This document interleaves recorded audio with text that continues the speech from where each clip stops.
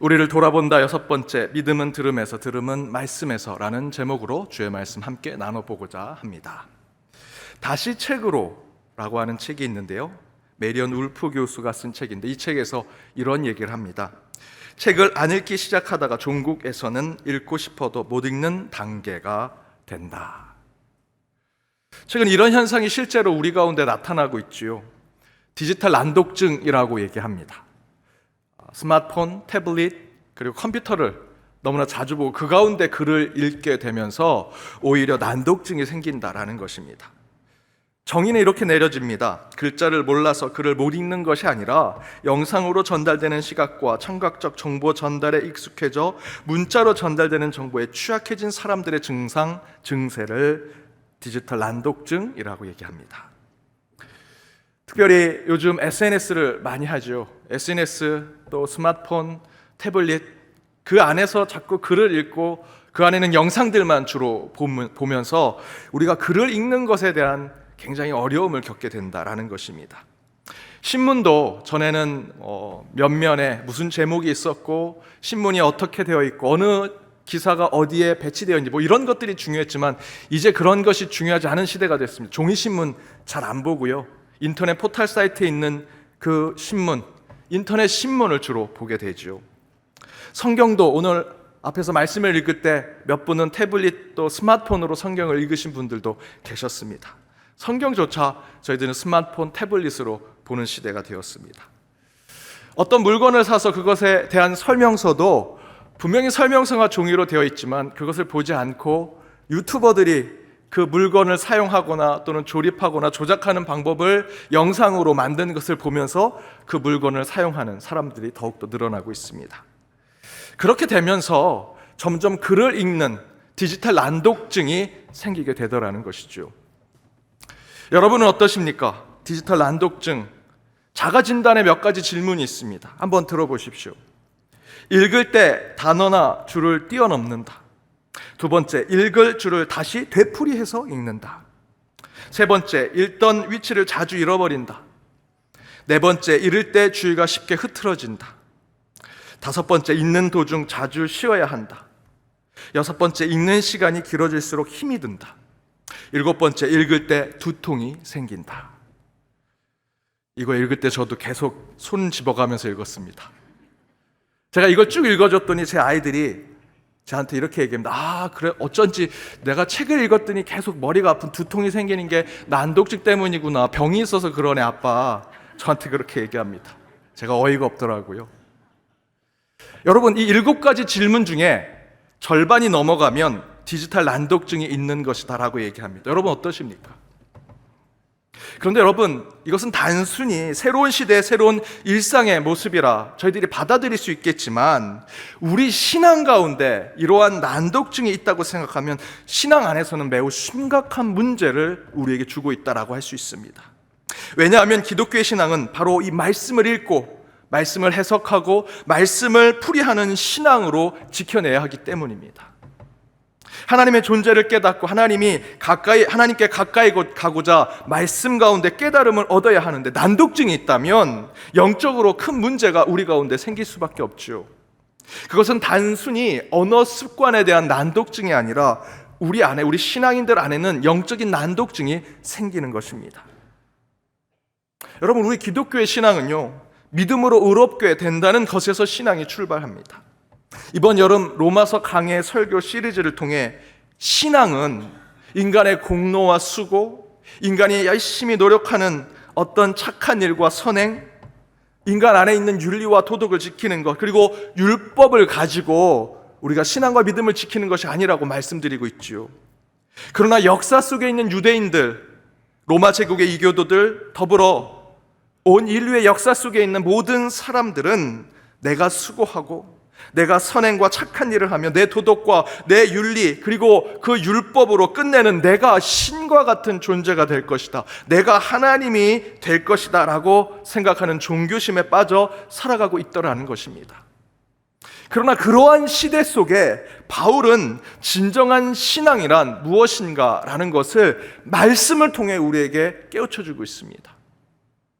로마서 3장 23절에 보면 모든 사람이 죄를 범하였음에 하나님의 영광에 이르지 못하게 되었다라고 증거하죠. 아담과 하와 이후로 모든 인류는 죄인의 굴레에 살아갑니다. 그래서 바울은 그 모든 인류의 역사 속에 스스로 하나님이 되고 스스로 신이 되고자 하는 그 세상 속에 일침을 던지죠. 모든 사람이 죄를 범하였음에 하나님의 영광에 이르지 못할 것이다. 그러나 갈라디아서 1장 4절의 말씀 통해서 그리스도께서 하나님 곧 우리의 아버지의 뜻을 따라 이 악한 세대에서 우리를 건지시려고 우리 죄를 대속하기 위하여 자기 몸을 주셨다라고 이야기하지요. 인간은 죄인이지만 스스로 그 죄를 극복할 수 없기에 하나님은 우리에게 그 죄를 대속할 수 있도록 만들어 주셨다는 것입니다. 그러자 곧 로마서 5장 8절에서 이렇게 얘기하죠. 우리가 아직 죄인 되었을 때, 우리 스스로 그 죄를 극복하지 못했을 때에 그리스도께서 우리를 위하여 죽으심으로 하나님께서 우리에 대한 자기의 사랑을 확증하셨다라고 말씀하고 있습니다. 따라서 내가 만일 내 입으로 예수를 주로 시인하며 또 하나님께서 그를 죽은 자 가운데서 살리신 것을 내 마음에 믿으면 구원을 받을 것이라 바울은 이야기하죠. 그래서 지난주 이 말씀 가운데 저와 여러분은 이렇게 결론에 이르렀습니다. 로마서 10장 13절 함께 읽겠습니다. 누구든지 주의 이름을 부르는 자는 구원을 받으리라. 누구든지 주의 이름을 부르는 자는 구원을 받으리라. 바로 이것이 내가 잘해서, 내가 의인이 되어서, 내가 지키는 율법과 도덕과 윤리를 잘 지켜서 내가 하나님이 되려고 하는 수많은 종교와 사상과 철학 속에서 우리 인간을 해방시키는 말씀입니다. 그 가운데 예수 그리스도를 통해서 내가 신이 되지 않아도, 내가 하나님이 되지 않아도 된다는 자유의 말씀이고요. 지난주 말씀대로 유대인들과 잘못된 신앙을 가진 이들은 하늘에 올라가 그 메시아를 끌어내리고 음부에 내려가 그 메시아를 끌어올리는 것으로 그들의 구원을 얘기하려고 하는 것에 이 바울이 말씀을 통해 우리에게 믿음을 주는 것은 우리가 그렇게 하나님이 되지 않아도 되고요, 그렇게 신이 되지 않아도 구원받는 자로 하나님께서 우리를 자녀로 삼아주셨다라는 것, 바로 이것이 좋은 소식이고 복음임을 깨닫게 하지요. 그 가운데 우리는 기독교의 신앙을 알게 됩니다.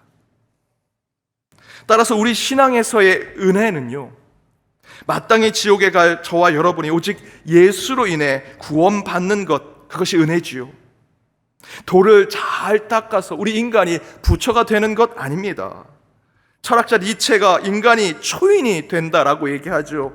스스로 하나님이 되는 그런 초인과 같은 존재로 하나님이 될 수 없습니다. 율법을 잘 지킨다고 우리 스스로 메시아가 되거나 구원자가 될 수 없다는 것이지요. 우리는 결코 그렇게 신이 될 수 없는 존재입니다. 그러나 그런 죄인이기에 구렁에 빠져 오고 가도 못하는 구제불능인 존재인 우리를 예수의 강한 편파를 통해 건져주시고 아무것도 아닌 우리를 하나님의 자녀로 삼아주셔서 구원받는 존재로 만들어주신 것, 그것이 은혜라는 것이죠. 교회에서 얘기하는 그레이스, 은혜는 구원과 연결해서 설명하셔야 됩니다. 내가 3년 전에 아파트를 샀는데 2배로 올랐어, 하나님의 은혜야? 아닙니다. 여러분, 그건 은혜가 아닙니다. 내 자녀가 실력보다 더 좋은 대학을 갔어, 야, 은혜다. 아닙니다. 이건 은혜가 아닙니다, 여러분. 은혜는요, 오직 아무것도 아닌 벌레만도 못한 나를 구원하신 하나님의 그 역사 가운데 고백하는 것이 은혜지요. 이처럼 은혜는 철저히 구원에만 연결해서 설명해야 합니다. 이렇게 생각하는 은혜가 곧 좋은 소식이고 복음이지요. 그런데 여러분, 바울이 바로 이렇게 거저주신 구원의 삶, 곧 은혜가 되고요, 우리에겐 기쁜 소식인 복음이 되는 것을 오늘 말씀 16절에 이렇게 증거합니다. 그러나 그들이 다 복음을 순종하지 아니하였도다. 이사야가 이르되 주여 우리가 전한 것을 누가 믿었나이까 하였으니. 앞부분에 뭐라고 얘기합니까? 그들이 다 복음을 순종하지 않더라. 복음, 좋은 소식, 그 기쁜 소식을 순종하지 않더라. 기쁘고 좋은 소식이지만 모두가 그것을 따르지 않더라라고 증거합니다. 저희가 여전히 악의 굴레와 같은 죄인의 구렁에 빠져 있습니다. 앞에 말씀드린 대로 우리는 스스로 그 구렁에서 빠져나오지 못하지만 예수 그리스도께서 우리에게 그 못자국 난 손을 그 구렁에 내밀어서 우리를 그 죄의 굴레로부터 빠져나오게 하시려고 하시죠. 그것이 구원이고 복음이었습니다. 그리고 그것을 고백하는 것이 은혜고요. 그런데 우리가 생각할 때는 그 구렁에서 누군가가 손을 내밀고 구원의 밧줄을 내밀면 감사합니다 하고 다 손을 잡고 밧줄을 잡을 것 같은데 세상은 그렇지 않더라 라고 바울은 고백합니다. 바울의 고백만이 아니죠. 지금 우리 시대의 고백도 똑같은 것입니다. 그들은 복음에 다 순종하지 않더라. 16절의 말씀입니다. 그렇다면 그렇게 구원의 은혜를 베푸시는 우리 주 하나님 앞에 16절의 말씀처럼 복음에 순종하는 부름받은 자들의 모습은 무엇이 되어야 하는가? 바울은 17절에 이렇게 증거합니다. 우리 17절 말씀 함께 읽겠습니다. 그러므로 믿음은 들음에서 나며 들음은 그리스도의 말씀으로 말미암는다. 믿음은 들음에서 나는 것이고 그 들음은 곧 그리스도 말씀에서 나는 것이다. 16절에 모두가 그 구원의 손에 구원의 밧줄을 잡지 않는다. 그 복음에 순종하지 않더라라는 것이죠. 그렇다면 순종하는 자, 그 복음에 그것을 따르고자 결단하는 자들의 모습은 무엇이냐? 바로 17절의 말씀대로 믿음을 갖는 자가 되는 것. 그런데 그 믿음은 그리스도 말씀으로부터 온다라고 성경은 증거합니다. 여기서의 믿음은 앞에서 말씀드린 대로 한 사람으로 인해 죄인이 되었으나 이제 그 다른 한 사람, 곧 예수 그리스도의 은혜로 우리가 구원받은 자, 곧 하나님의 자녀가 될 것이라는 그 말씀을 믿는 것에서부터 우리의 믿음, 우리의 신앙이 시작된다는 것이지요. 그런데 바울은 바로 그 믿음이 들음에서 나온다고 증거합니다. 그렇다면 도대체 뭘 들어야 하는가? 뭘 들어야 믿음을 갖게 되는 것일까? 다른 것이 아니지요. 그것이 바로 예수 그리스도입니다. 오직 예수. 예수가 나의 구원자, 예수가 나의 주님, 예수만이 나의 힘이요 능력이라는 그 사실을 붙드는 것. 그 한마디를 듣고 사람들이 꼬꾸라지고 변화되며 회개하고 그의 삶이 180도 바뀌게 되는 믿음의 사람이 되더라라는 것입니다. 대단한 말씀이 있는 것이 아닙니다. 100권, 200권에 있는 전집을 읽어야만 믿음을 갖게 되는 것이 아니고요. 나를 구원하신 분은 오직 예수 그리스도이십니다. 그분의 십자가와 보혈로 나는 변화된 사람이 되었습니다 라는 고백하는 것.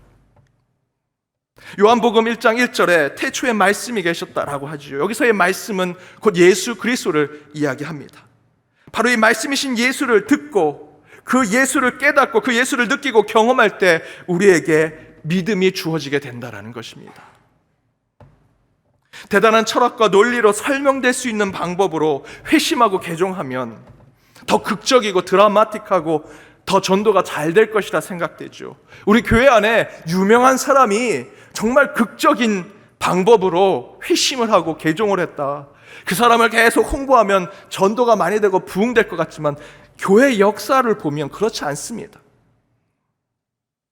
하나같이 변화된 자들의 고백은요, 단순합니다. 내가 하나님을 인격적으로 만났고 이제 나는 예수가 나의 구원자임을 고백합니다. 이 한 줄의 단순한 고백이 그 사람을 변하게 했고 역사를 변화시켰습니다. 우리 교회 3대 담임 목사님이신 함태영 목사님은 구한말 최고의 지성인이셨습니다. 법관이셨고요, 엘리트였고 또한 시대의 인물이었습니다. 그랬던 그가 다리에 병이 생겼습니다. 몸져 누웠고요, 극심한 고통 속에서 인격적인 하나님을 만났고 그가 딱 한 줄의 고백을 합니다. 예수는 나의 구세주입니다. 그 고백을 하게 된 이후로 그는 신학교에 가서 신학을 공부하고 목사가 되어서 우리 연동교회 3대 담임 목사님이 되셨습니다. 함태원 목사님이 그 당시에 귀로 들었던 그 똑똑한 엘리트 시대의 지성인이었던 그 함태영 목사님의 귀에 들렸던 수많은 지식과 학문과 사상은 당대 최고의 것들이었습니다. 그러나 그런 시대에 가장 뛰어난 지식과 학문과 사상은 다리에 작은 종양이 생겨서 다리가 퉁퉁 붓기 시작하고 다리를 잘라야 할지 모르는 극심한 고통을 단 한 치도 치유하고 회복시키지 못하더라라는 것을 이분이 확인하셨습니다. 그렇게 똑똑하고 그렇게 철학적인 얘기들을 많이 알고 있는데, 세상에 이치와 같은 법을 다 깨닫고 있었는데도 불구하고 다리에 작은 종양이 점점점 불어나는데도 그 다리를 고치지 못하더라는 것이죠. 그러나 그는 그 육신의 고통 가운데 인격적인 하나님을 만나고 말씀이신 예수 그리스도를 구원자로 받아들이니 먼저는 육신이 치유를 받았고요, 또한 그의 심령에는 말씀이 살아 움직이는 영적 체험을 하게 되었다라고 그의 평전에 나와 있습니다. 이처럼 믿음은 주의 말씀을 듣고 보고 느끼며 깨달아 그 심령 안에 받아들이니 그의 삶을 완전히 바꾸는 것이 됩니다. 따라서 믿음의 사람인 우리는 주의 말씀을 잘 듣고 읽고 생각하고 깨닫는 자들이 되어야지요. 앞에 말씀드린 대로 우리 믿음의 사람들은 절대로 영적 난독증에 빠져서는 안 됩니다. 우리는 주의 말씀을 제대로 경청해야 하고요, 주의 말씀을 제대로 이해해야 하며 제대로 풀어내는 자들이 되어야 합니다. 그렇다면 영적 난독증이 점점 심해지는 이 시대 속에 어떻게 하면 말씀 위에 바로 서는 자들이 될 수 있을까? 다른 것 없습니다. 말씀을 읽는 것밖에 없습니다. 그렇다면 어떻게 읽어야 하는가? 그 첫 번째는 여러분, 성경을, 하나님의 말씀을 낭독하셔야 합니다. 여러분, 낭독이 무엇입니까? 소리내어 읽는 것이죠. 말씀을 낭독할 때, 말씀을 소리내어 읽을 때 그 안에 믿음이 들어가고요, 지혜가 생기더라는 것입니다. 요시야 왕을 여러분 보십시오. 요시야 왕은 선대왕의 악행들, 선조들의 우상 숭배로 하나님의 성전이 더럽혀진 것을 보고 안타까워하면서 종교개혁을 이뤄냈습니다. 그리고 그 성전의 우상들을 다 치우는 성전 정화 작업을 했죠. 성전을 청소했습니다. 그 청소하던 중에 숨겨진 율법책을 발견하게 됩니다. 그때 요시야 왕이 어떻게 했습니까? 열왕기하 22장에 이렇게 기록되어 있습니다. 우리 함께 읽어보겠습니다. 대제사장 hil기야가 서기관 사반에게 이르되 내가 여호와의 성전에서 율법책을 발견하였노라 하고, hil기야가 그 책을 사반에게 주니 사반이 왕의 앞에서 읽음에 왕이 율법책의 말을 듣자 곧 그의 옷을 찢으니라. 요시야 왕이 말씀을 읽고 들으며 회개하고 통분했다라고 기록하죠. 이 성전에서 우상 숭배하는 것을 다 치우고 청소하던 중에 율법책이 발견됐을 때 학자들을 불러서 연구해라 라지 않았습니다. 무슨 말씀이 기록되어 있는지 소리내어서 읽어보아라 얘기하죠. 그 말씀을 듣고 요시야 왕은 그 자리에서 옷을 찢고 통분하며 회개하기를 결심합니다. 그리고 나서 요시야 왕이 그 읽은 말씀을 어떻게 합니까? 열왕기하 23장 1절에서 3절에 보면 그 백성들에게도 그 말씀을 읽게 하고 듣게 하고 그 가운데 회개하게 만듭니다. 말씀을 읽고 듣고 그 가운데 깨달음을 얻게 하는 것이 바로 종교개혁의 출발이었다라는 것이죠. 이처럼 하나님의 말씀을 낭독해야 우리는 하나님의 뜻에 가까이 갈 수 있습니다. 소리내서 읽고 내가 읽은 그 말씀의 소리가 내 귀에 들려야 하고요, 그렇게 낭독하며 온몸으로 하나님의 말씀을 느끼고 경험할 때 마음을 다하고 뜻을 다하여 말씀에 순종할 수 있게 된다라는 것입니다. 여러분, 오늘 드리는 예배 가운데 가장 순결하고 온전하고 거룩한 하나님의 것을 하는 순서가 뭡니까? 지금 제가 하는 설교? 아니요. 이 원고에는요, 하나님 말씀을 가능한 많이 넣으려고 노력하지만 인간의 생각과 경험이 들어갑니다. 오늘 장로님의 기도 또한 장로님의 경험과 생각들이 그 기도와 성령의 역사가 같이 믹스가 되는 거죠. 오늘 권사님이 기도하신 성경 봉독은 1에서부터 10까지 온전히 하나님의 말씀만 전합니다. 그래서 저는 권사님들이 고운 한복을 입고 준비하신 모습으로 한 주 전부터 사무실로부터 받은 그 말씀을 읽고 또 읽고 이 단에 서서 오로지 하나님의 말씀만 봉독할 때 성령의 임재를 느낍니다. 그 말씀 가운데 하나님이 임하시는구나. 우리 권사님이 그저 웅얼웅얼하지 않으십니다. 묵도로 읽겠습니다. 마음으로 읽겠습니다. 그렇게 하지 않으시죠? 소리내서 읽습니다. 그 소리를 듣고 그 말씀의 소리를 들을 때 우리 가운데 울림이 있는 것이지요. 이처럼 여러분, 말씀은 낭독해야 합니다. 소리내서 읽을 때 그 가운데 하나님의 뜻을 깨닫게 됩니다. 사랑하는 여러분, 성경 말씀을 소리내서 읽는 시간을 여러분 가지셔야 합니다. 소리내서 읽어 내 귀에 들리는 그 말씀이 여러분에게 어디에서도 빼앗기지 않는 믿음을 주리라 저는 확신합니다. 그런 흔들리지 않는 믿음을 위해 말씀을 읽고 또 읽어 그리하여 주님의 대로에 서는 저와 여러분이 되기를 주님의 이름으로 축복합니다. 두 번째는 성경을 묵독하라는 것입니다. 묵독하라. 소리내서 읽는 시간이 필요한 만큼 또한 묵독해야 한다. 묵독이 무엇입니까? 여기서의 묵자는 잠잠할 묵자입니다. 잠잠히, 조용히, 아무 소리 없이 책을 읽는 것. 그러나 여기서 중요한 묵독의 의미는 나와 하나님의 말씀, 하나님의 말씀과 하나님 사이에 철저한 영적인 고독이 필요하다는 것이죠. 그 영적 고독을 경험할 때 하나님을 만날 수 있습니다. 성경 말씀을 통독하신 분 많이 계시지요? 얼마나 힘듭니까? 지루하기 짝이 없고요. 그 하나님의 말씀을 읽을 때 뭐 다른 거 설거지하면서 말씀할 수 없습니다. 오로지 말씀만 읽어야 되는데 그 말씀 뭐 족보 하나라도 나오면 괴롭고 힘듭니다. 그럼에도 불구하고 읽고 또 읽죠. 그 고독한 과정을 극복하고 또 극복해야만 그 가운데 하나님을 만날 수 있다는 것입니다. 프랑스의 유명 작가인 마르세 프루스트는 이렇게 얘기했습니다. 책 읽기는 고독 속에서 일어나는 소통의 비옥한 기적이다. 묵독은 고독한 자기의 싸움이지요. 그러나 프루스트는 그런 고독한 책 읽기, 묵독은 진정으로 우리의 마음의 밭을 더욱 풍성하게 하고 비옥하게 만든다라고 이야기하고 있습니다. 따라서 하나님의 말씀을 이렇게 묵독하는 것은 그런 영적인 비옥함과 풍성함을 만드는 것이지요. 묵독을 하면요, 영적인 상상력이 생깁니다. 묵독을 하면 말씀 너머에 하나님의 뜻을 깨닫게 되고요, 묵독을 하면 마음으로 하나님의 말씀을 듣는 영적 귀가 만들어집니다. 더불어 묵독을 하면 말씀이 우리 마음판에 새겨지고 그 말씀이 절대로 잊혀지지 않게 됩니다. 성경은 이렇게 기록합니다. 신명기 27장 8절에서 10절 우리 함께 읽어보겠습니다. 너는 이 율법의 모든 말씀을 그 돌들 위에 분명하고 정확하게 기록할지니라.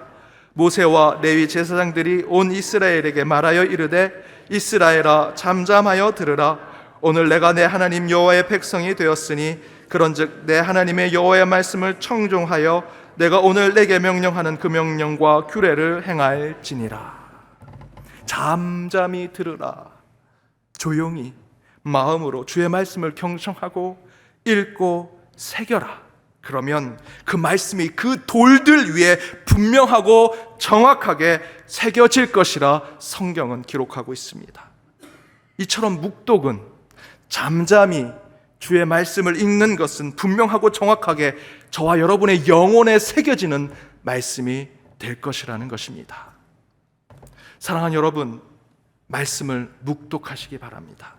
반드시 여러분의 심령이 열매로 풍성한 텃밭과 같은 비옥한 영성의 땅이 되리라 믿습니다.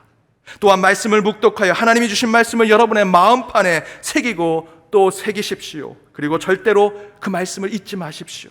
그럼 그 말씀이 여러분의 삶에 기적을 줄 것이고 변하지 않은 하나님의 약속을 성취하게 하는 것이 될 것임을 믿습니다.